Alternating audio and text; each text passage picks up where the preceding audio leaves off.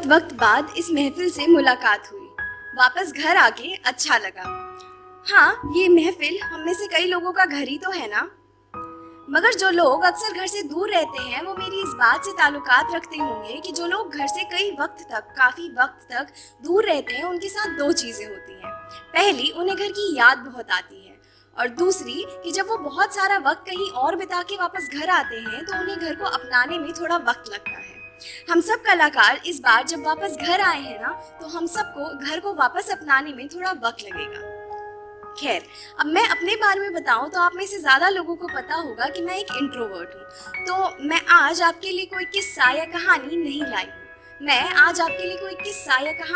लाई हूँ। ना कोई कविता, ना जो आपको छू जाए ऐसा कुछ रूहानी लाई हूँ।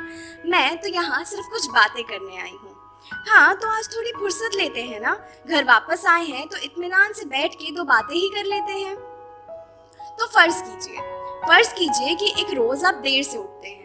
इतना देर से उठते हैं कि आपको वक्त का अंदाजा ही नहीं रहता और ना आपको होश रहता है। आप अपने कमरे से बाहर आते हैं। आपके बालों में बहुत सारी उलझने हैं, मगर ये उलझने अभी भी रिश्ते की उलझनों से कम है। आपकी आंखों में सूजन है। इतनी सूजन है कि कोई ये बता ही नहीं सकता कि ये सूजन सुबह देर तक सोने से है या रात भर देर रात तक रोने से है।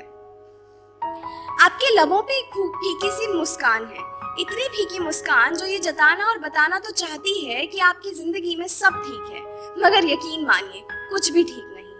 आपके कपड़ों पे सिलवटे हैं, वो बिल्कुल बिखरे हुए हैं, मगर यकीन मानिए ये अभी भी उतने नहीं बिखरे जितनी हमारी जिंदगियां हैं।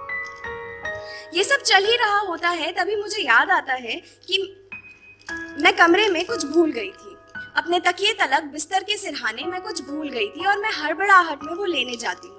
और जब मैं वो लेने जाती हूँ तो मेरे कमरे तक के रास्ते में एक आईना आता है। उस एक आईने में मैं खुद को देखती हूँ और थम जाती हूँ, और जो मैंने लिखा वो आप सबके लिए लिख के लाई हूँ। तो आलम आज कुछ यूं था कि फुर्सत के अकेलेपन से मैं थोड़ी सी बेचारी थी। बेबुनियादी ख्यालों के सामने जैसे मैं आज खुद से हारी थी। ठहराव नियम है जिंदगी का, ये तो मैंने सफर में सीख लिया था। परेशानियों से घिरे हो जब तो भागो मत, ठहरो और उनका सामना करो। नानी ने जब ये नुस्खा बताया मैंने तो तभी अपने जहन में लिख लिया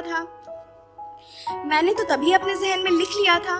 तो जिंदगी में आज जब ठहरी हूँ तो ये बेचैनी क्यों है? मेरे सुलझे हुए ख्यालों की कश्ती तो किनारे पर ही है, तो बेबुनियाद बातों की उफान पे ये लहरें क्यों हैं? जहन में क्यों सोचने को ख्याल है बुरे इतने सारे? सुबह से शाम तक तो भागते हैं ना हम अपने सपनों के पीछे। तो जरा सी ठोकर लगने पर आज हम क्यों खुद से हैं हारे? जब थम जाओ ना तो कई बार मन में बुरा ख्याल आता है, मगर जो तय किया हो शिखर, तो उस शिखर को छोड़ने को कहाँ दिल चाहता है? हम गिरते पड़ते लड़खड़ाते मिलेंगे। अपनी जीत से पहले कई बार अपनी हार से नजरें मिलाते मिलेंगे। खैर सुनो, मेरे फुर्सत का अकेलापन खत्म होने आया। चलो अब बुरे ख्यालों को जरा सा विराम देते हैं। सोचने को पूरी उम्र पड़ी है, अभी अपने मन की बेचैनियों को जरा सा आराम देते हैं। मेरा शिखर काफी ऊंचा है, पायदान बनने में अभी वक्त लगेगा। मेरे ख्वाबों के खातिर अभी मुझे बहुत चलना पड़ेगा।